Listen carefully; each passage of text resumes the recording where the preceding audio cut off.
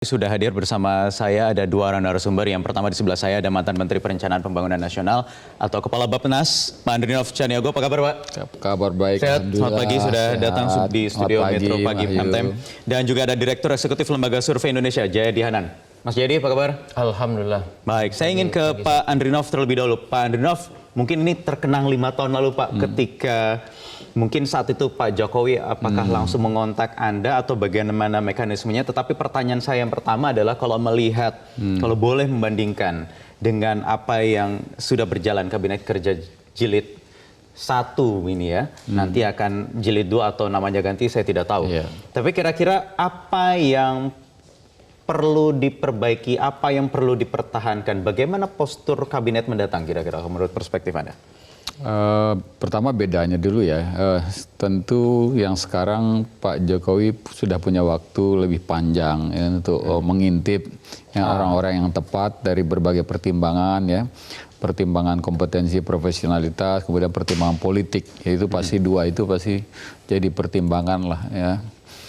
Nah, waktu tentu sudah lebih lama karena selama menjabat mungkin sejak pertengahan waktu menjabat ini sudah mikir gimana caranya mencari calon-calon pembantu berikutnya kalau terpilih ya. Nah, saya yakin juga ketika begitu selesai kemarin ke Pilpres dinyatakan sah tetap pasti sudah saya yakin sudah dipikirkan. Sudah kasak-kusuk begitu ya. Nah, tinggal selanjutnya memang proses politik gimana ini diterima apa enggak gitu, yang kuota-kuota ini tinggal itu.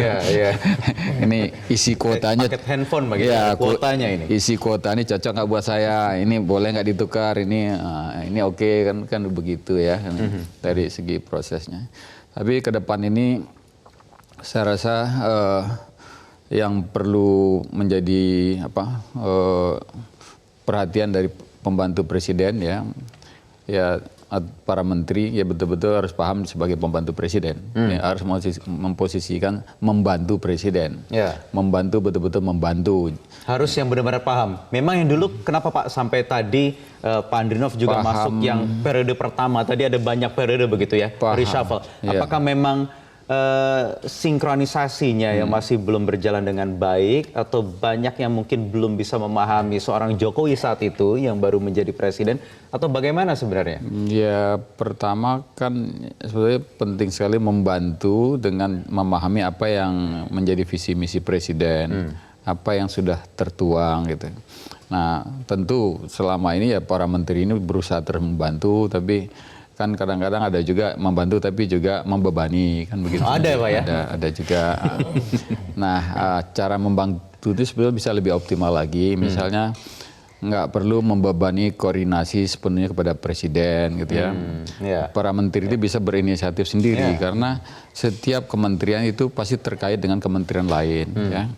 Nah, saling bersinergi antar kementerian ya tanpa menunggu inisiatif dari menteri koordinator, apalagi sampai presiden. Nah, kemarin ini kan terlalu banyak presiden akhir turun tangan melakukan koordinasi, memberikan arahan-arahan. Kalau misalnya kalau para menterinya tahu sebetulnya itu nggak perlu, cukup ngasih tahu aja Pak bahwa kami sudah koordinasi dengan menteri ini kami sesuai dengan rencana target kita tahun ini atau 5 tahun ini. Apa tidak khawatir ketika kewenangan memang secara sepenuhnya diberikan kepada menteri ini nanti yang jadi visi misi menteri yang dijalankan Pak? Padahal tadi itu yang Pak Jokowi sudah menegaskan yang ada visi misi presiden, bukan visi misi menteri. Itu yang saya maksud dengan membantu itu pertama dengan memahami apa yang menjadi visi misi presiden, apa yang menjadi agenda selama 5 tahun, dipahami dulu itu sehingga nggak jalan sendiri ya, atau nggak jalan hanya untuk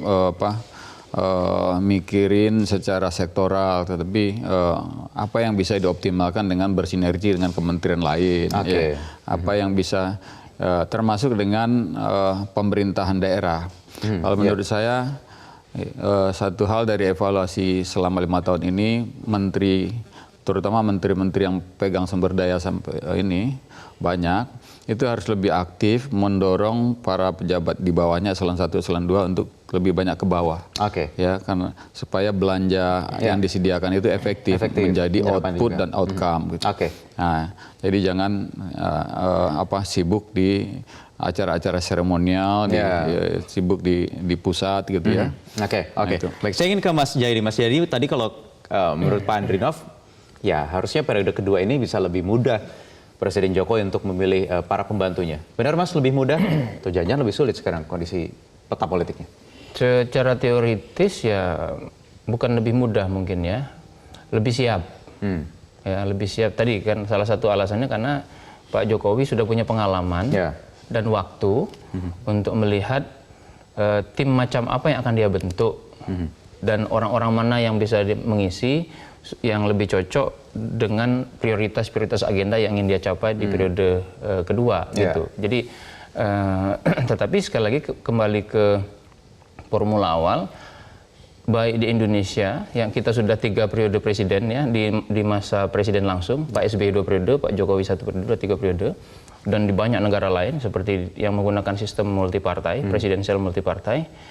Ya tadi Bang Andrinov menyebut mau tidak mau kabinet itu yang paling banyak itu adalah gabungan antara orang non partai isinya dengan apa namanya orang dari partai gitu. Nah orang non partai itu biasanya dianggap kompetensi dan integritasnya nggak ada masalah biasanya, tetapi bisa mengalami hambatan politik. Karena itu tantangannya itu adalah menemukan orang yang berasal dari luar partai, tetapi tidak memiliki hambatan politik, terutama dari partai-partai. Itu yang di kabinet sekarang ada yang kuat, ada yang tidak kuat, yang dari profesional murni. Untuk sementara ini kan ada menteri yang ditolak kan?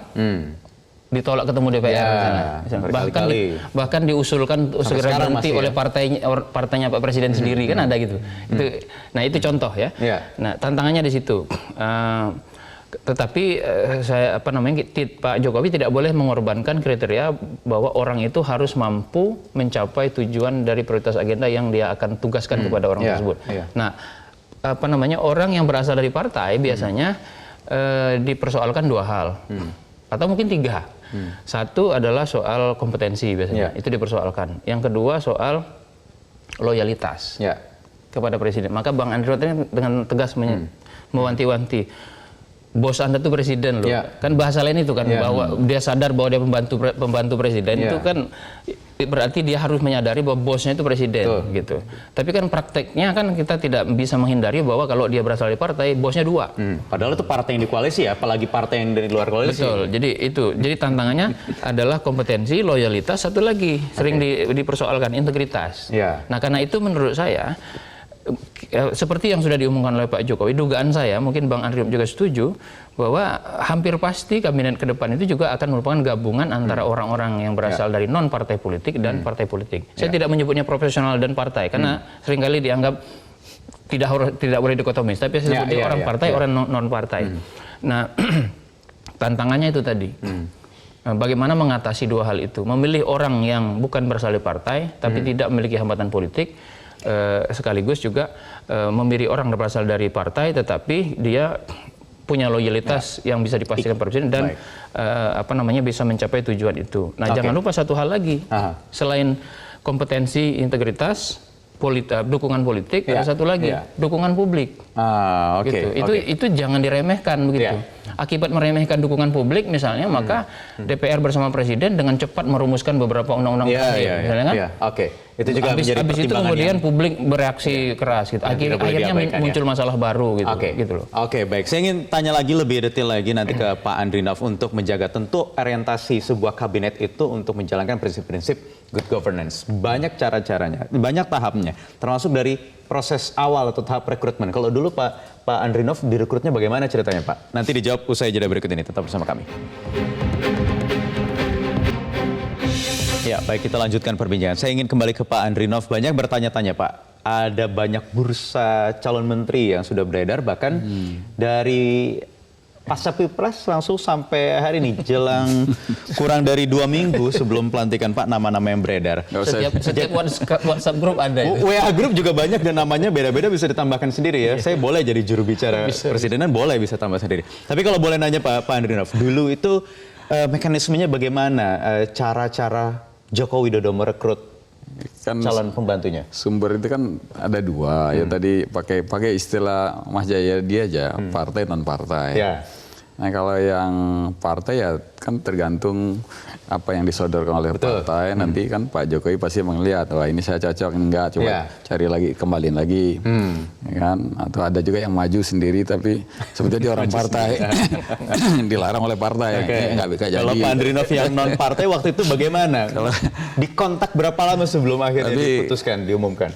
Yang non partai ini ya karena sudah Pak Jokowi sendiri yang lihat kan, ada tahu gitu. Jadi screening sendiri langsung? Iya,